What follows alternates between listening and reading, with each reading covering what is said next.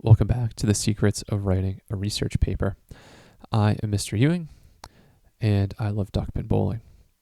I know all the secrets to writing a research paper, and one secret, if you will, about me is that I've had some success on the Duckpin Pro Tour. In this lesson, I'll use my interest in that sport to show you how to create an outline. As always, feel free to pause, rewind, or rewatch this video as needed. You can always go at your own pace. Now, before we continue, I want to make sure that you are aware this lesson focuses on how to use Power Notes to outline rather than any other method. Power Notes is a strategy for organizing notes, so you can apply this strategy elsewhere as needed. It's not just for organizing or planning your essay. You can take the knowledge from a history lesson, for example, and put it into Power Notes to organize it. It can really apply to anything that you need to organize. So it's a really useful tool. And we'll start talking about it here. But first, why create an outline? An outline is like the game plan you go over in practice the day before the big game. You need to spend time preparing in order to do your best when it counts the most. Although some people can do all right when they wing it, most people, myself included, are not able to perform their best without preparation. Although you do not see the countless hours they spend preparing, the best athletes, your best teachers, and of course the best writers spend lots of time preparing before you see them perform or read what they produce. So, in my opinion, one of the biggest secrets to writing a good research paper is this: spend time carefully planning an outline. So here are the basics on how to use Power Notes. Your Power Ones will be your main idea. So for you, the Power One will be the main topic of your essay. Your Power Twos will support your Power One, your Power Threes support your Power Two, and your Power Fours support your Power Threes. As you go from a low number to a high number, the level of detail gets greater. So I think seeing an example will help illustrate this for you. So my Power 1 here in this example is sports. My Power 2s are different types of sports. And then my Power 3s, which support the Power 2s, are different details about each of those sports. So you see 1 to 2 to 3, we get more detailed as we go higher in number. It's also important for you to notice that every time you go up a number, you're going to indent. So basketball, football, and baseball, for example, they all line up, but they're indented a little further than the Power 1. Just like the Power 3s are indented a little further than the Power 2s. This helps us see visually that we're getting more and more detailed as we go from 1 to 2 to 3 and even to 4. So I'll walk you through the best practices for creating an outline through the use of an example.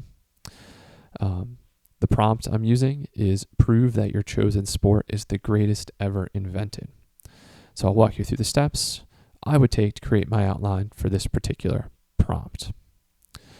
So in lesson 12, I showed you how to organize your note cards.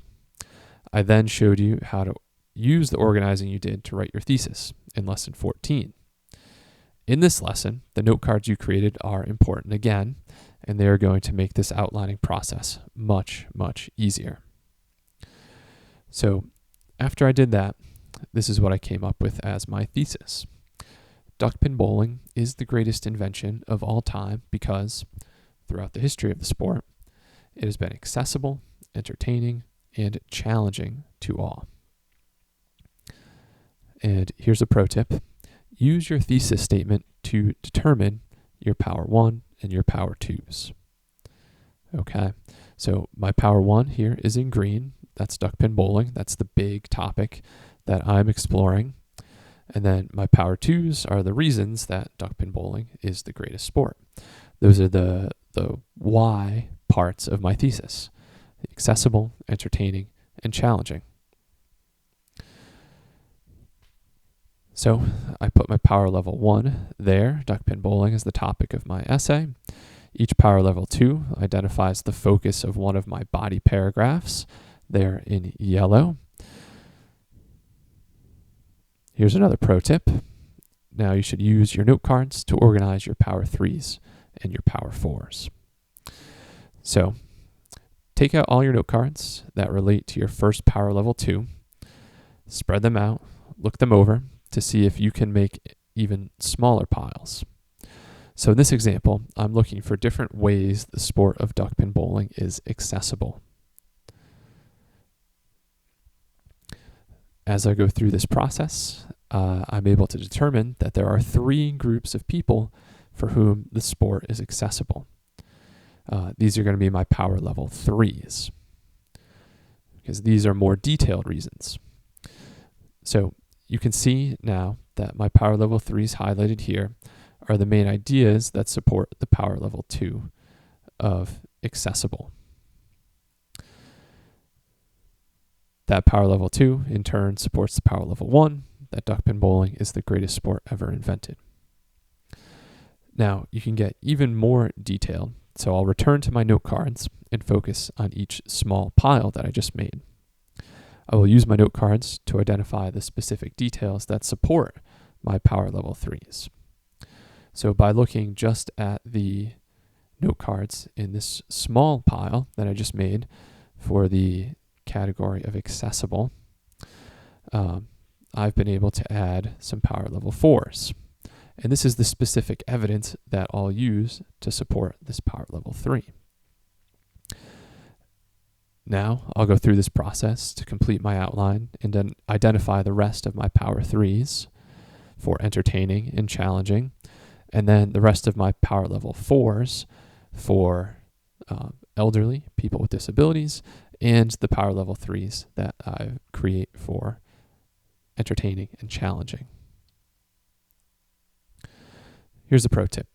After completing your outline, review your thesis statement. Make sure that your outline aligns with your thesis.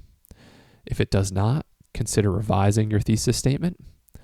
Remember that your thesis is a living thing and can and should be revised as you go through the organization and writing phases. So after completing this lesson, you should now be able to create an outline using the Power Notes method and get feedback on it from your teacher. But as always, consult your assignment schedule or check with your teacher to determine exactly what is expected of you next.